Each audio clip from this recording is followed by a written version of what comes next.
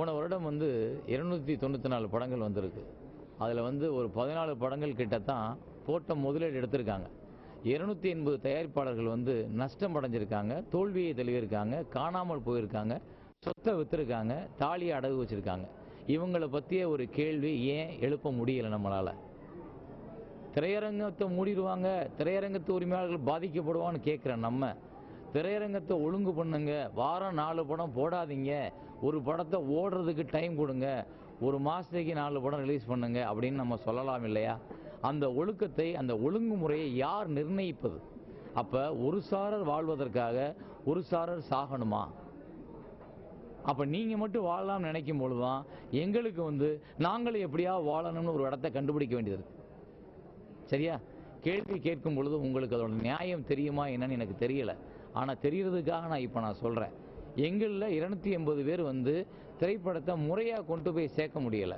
அப்புறம் திருட்டு டிவிடி ஒன்று பயங்கரமாக இருக்குது. அதுக்கு ஆக்ஷன் எடுக்க வேண்டியது யார்? திரையுலகத்திலும் திரையரங்க உரிமையாளர்களும் தான். இது வரைக்கும் அவங்க அதை பற்றி ஒரு பேரணியோட ஒரு பேட்டியோட முடிஞ்சு போகுது.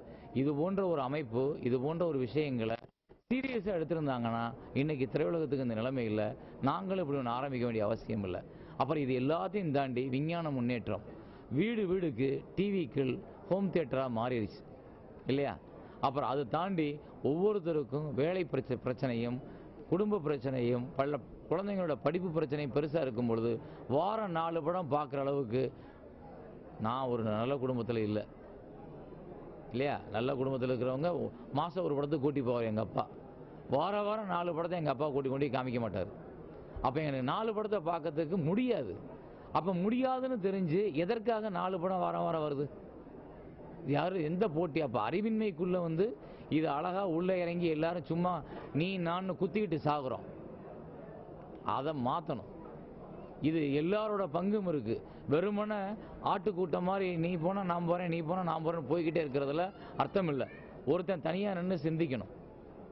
சிந்திச்சு அப்பா நீங்கள் போகிற பக்கம் பிரச்சனை இதுதான், நீ போகிற ஜாகிர, கொஞ்சம் தயவு செஞ்சு வந்து இங்கே நின்று பாரு, தெரியுது பாரு, இந்த இங்கிட்டலாம் நம்ம படத்தை பார்க்குறான் பாரு டிவிடியில், இந்த அந்த பக்கம் சேட்டலைட்டில் பார்க்குறான் பாரு, இந்த இங்கே கேபிளில் போட்டிருக்காங்க பாரு, இதை பூரா ஏன் வருமானமாக்கி நம்ம நஷ்டத்தை சரி பண்ணக்கூடாதுன்னு யோசித்ததோட விளைவு தான் சீட்டு வச்சு. இதை வந்து சும்மா திரையரங்கத்துக்கு எதிரானது அப்படின்னு கிளப்பி விடுறத விட தெளிவாக நம்மளும் லாபம் அடைகிறோம், மக்களும் லாபம் அடைகிறாங்க, எல்லாருக்கும் பங்கு இருக்கு. இதே படத்தை திரையரங்கம் போட்டால் ஏன் போதுமே, குறைந்த வருமானம் போதும் அல்லவா? திரையரங்கம் பாதிக்கப்படுதுன்னு சொல்ற நீங்க ஒரு திரையரங்கத்தின் மூலமாக பெரிய நடிகர்களோட படங்களுக்கு எவ்வளவு சம்பாதிக்கிறாங்கன்னு தெரியுமா?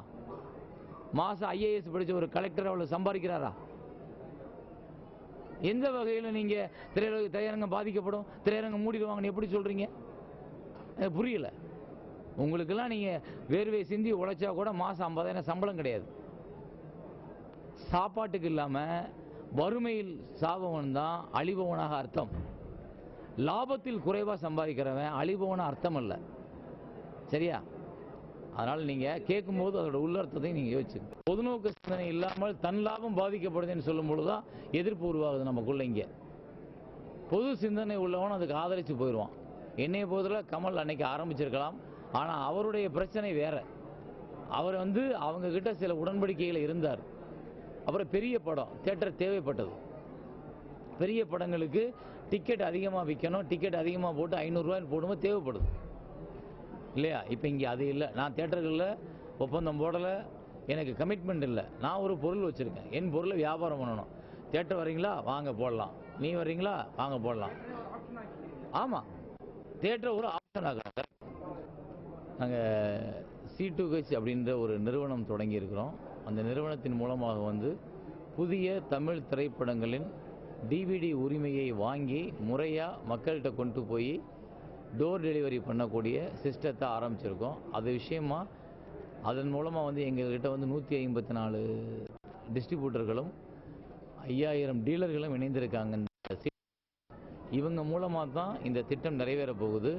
ஸோ முதல் திரைப்படமாக வந்து JK எனும் நண்பனின் வாழ்க்கை வரும் ஜனவரி மாதம் 15ஆம் தேதி தமிழ்நாடு முழுக்க வெளியிடுறோம். தமிழ்நாடு முழுக்க அந்த முகவர்கள் போய் சேர்றதுக்காக, முகவர் மூலமாக DVD போய் சேருவதற்காக முகவர்களுக்கு அதற்கான பயிற்சி வகுப்பு கொடுக்கப்படுகிறது. இந்த பயிற்சி வகுப்பு தமிழ்நாடு முழுக்க எல்லா இடங்கள்லையும், கோயம்புத்தூர், சேலம், திருச்சி, விழுப்புரம், மதுரை எல்லா இடத்துலையும் நடந்துக்கிட்டு இருக்கு. ஸோ இதற்கு இன்றைக்கி 2வது நாளாக இங்கே மதுரையில் நடக்கிறோம். நாங்கள் நேற்று வந்து கிட்டி சார் மற்றவங்க மூலமாக வந்து நடந்துச்சு. இன்றைக்கி நான் வந்து எங்களோட முகவர்களை அதற்கு தயார்படுத்திகிட்டு இருக்கேன். ஸோ இது ஜனவரி 15 முதல் தமிழ்நாடு மட்டுமல்லாது உலகம் முழுக்க வந்து வெளியாகும்.